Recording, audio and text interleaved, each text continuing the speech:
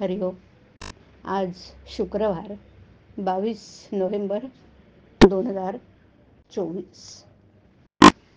सद्गुरू ब्रह्मचैतन्य गोंदवलेकर महाराज आज आपल्याला प्रवचनातून सांगणार आहेत की देव अत्यंत मायाळू आहे. ऐकूया. तुम्ही फार कष्ट करून इथे येता, किती दगदग, किती त्रास तुम्हाला सोसावा लागतो. बरं, इथे आल्यावर हाल काय कमी होतात? परंतु इथे कशासाठी आपण येतो, आपल्याला काय हवं आहे हे आपल्याला कळतं का? आपल्याला देव खरोखरच हवासा वाटतो का, याचा विचारच आपण फारसा करत नाही ना.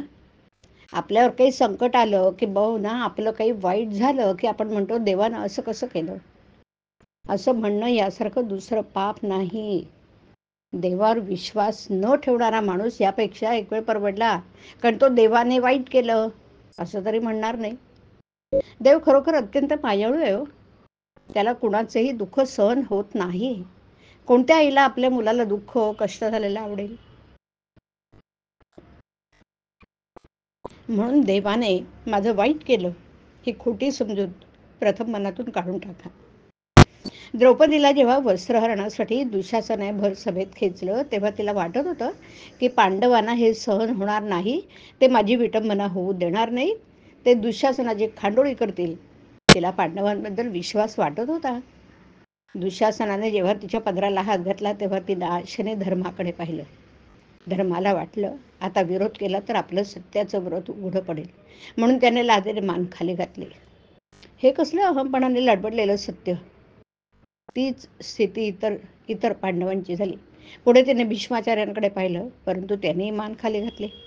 तेव्हा मात्र तिने जगाची आशा सोडली आणि कळकळीने परमात्मा श्रीकृष्णाला हाक मारली आणि त्याने अनेक वस्त्र पुरवून तिचे अभ्रू रक्षण केले.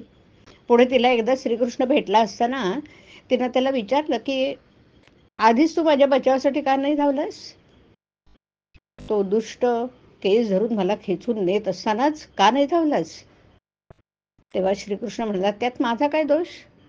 मी तुझ्या रक्षणासाठी आतुर होतो, परंतु तुला पांडवांची इतरांची आशा होती, ते रक्षण करतील असं तुला वाटत होतं ना. मला दरवाजा खुला नव्हता, मग मी कसं येऊ? तू जगताची आशा सोडलीस आणि मला बोलवलंस, त्याबरोबर मी तुझ्या भेटीला धावलोय. जगाची आशा आसक्ती सोडल्याशिवाय परमेश्वराला आपली हाक कशी पोचणार? ज्या गोष्टीवर आपलं प्रेम असतं त्याच गोष्टीची आपल्याला नड लागते. आपल्याला देवाची नड लागली आहे का?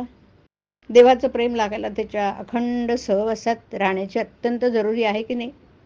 हा सहवास जर कशाने साधत असेल तर तो एक त्याचं नाम घेतल्यानेच साधेल. भगवंताचं नाम घेऊन त्याचं प्रेम मिळवा, हेच माझं सांगणं आहे.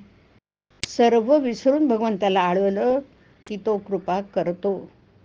हरिओम. हरिओम तत्सत. हरिओम.